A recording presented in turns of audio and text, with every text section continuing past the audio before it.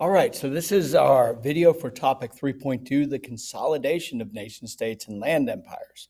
And what we're doing is we're explaining how the nation states and land empires consolidated their power from 1450 to 1750. So we know that in this unit, we're answering the question, how did nation states and land empires develop and consolidate their power from 1450 to 1750? This is part of this development during this time period of the super big global network of communication and exchange. So when we contextualize the rise of these land empires and nation states, basically what we're saying is that these were the creators and the operators within this brand new global network of maritime trade. So this video focuses on explaining how nation states and land empires consolidated their power from 1450 to 1750. So this is going to be very, very, very similar to what we looked at the global tapestry. We're really studying how certain states, first of all, developed, but also how they unified, ruled, and provided for their populations. So there is going to be some continuities, but there's also going to be some changes. So the very first thing we need to kind of unpack this question, and we need to kind of define some key terms. The first term is to consolidate. When we consolidate something, we bring things together. So we're really talking about how, after the Turks developed the Ottoman Empire, the Safavid Empire, or as Russia expanded, how did they bring people together under their power? They've already conquered them, but how did they not necessarily unify, but exert their power over them? So what we're really talking about is centralized governments. Pretty powerful governments in which the decisions of the central government or the overall government or the government of the core state, they apply across the board throughout the empire. So these are two things that we're looking at within this question. So our thesis statement, what we're basically arguing here is that to answer our question, we basically are arguing that from 1450 to 1750, new nation states and land empires legitimized their power through religion, art, and monumental structures. They consolidated their rule using professional bureaucracies, professional militaries, and financed their rule through innovative tax system.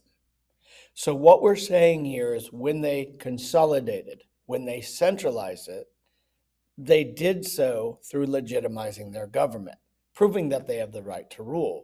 And they use religion, art, and monumental structure to do that.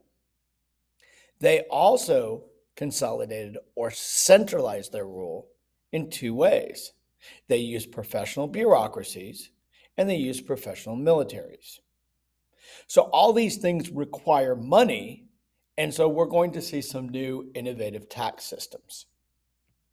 So these are the land empires and the nation states that we're talking about. And to be honest with you, we're going to focus just simply on land empires in this, with a little bit of nation state toward the end. So we look at the big picture, consolidating or / centralizing power. We're basically creating a government whose authority extends across the land.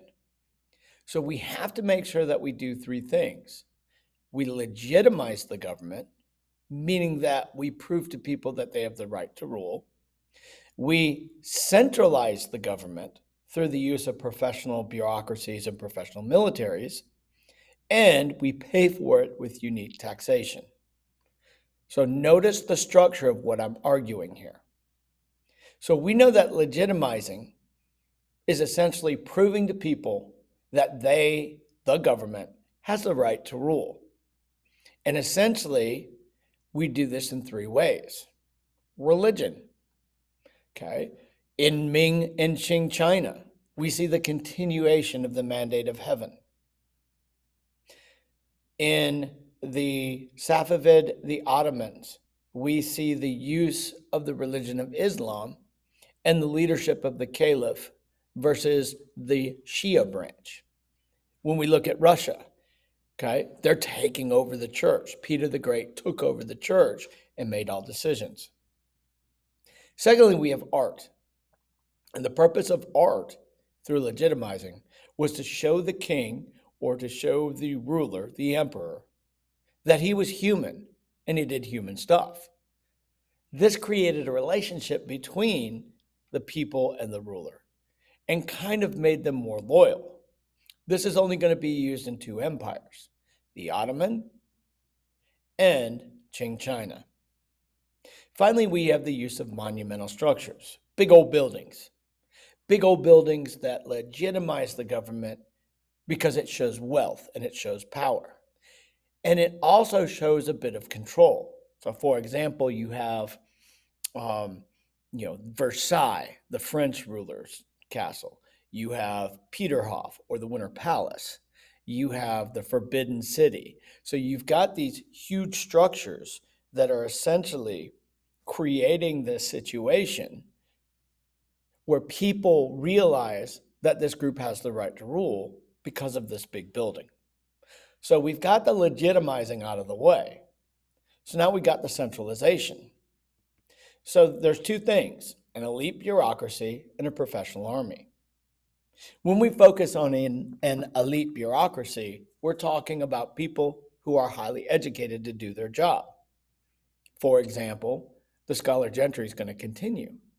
But every single state, nation state, and land empire is going to have this class of bureaucrats.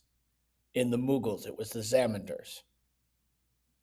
In the Ottomans, well, it was selected by the Devshirme, but more on that in the Ottoman video. In Russia, it was the boyars. So you've got this situation where you've got this elite bureaucracy which is going around and enforcing the rule, the laws, basically to make sure things are centralized. Then we have a professional army, meaning that this army is paid for by the state. And this army is equipped with gunpowder weapons. But the fact that the state is paying the soldiers as a full-time job makes them much more loyal. And centralization is achieved through this army enforcing the law. Then finally, we have taxation, paying for it all. Well, as you read, we have tax farming. This is a very unique method of taxation where literally land empires would employ people to go and collect taxes and allow them to collect a little bit more so they can pay themselves. Then finally, other states are going to have key taxes, meaning that they're taxing something that people do every day. For example, the French, they had a tax called the gabelle, okay, and the taille. That was a tax on land and salt. Everybody pretty much owns land, or the people who you want to tax essentially have it. And then when we have salt, people all want salt. Russia was probably the best example because they had a head tax. Everybody paid a tax. So when you look at the big picture here, okay, these nations and these land empires are basically consolidating their power. They're bringing their people together through methods to legitimize their power through religion, art, and monumental structures, centralizing their power through an elite bureaucracy and a professional army, and paying it through taxation.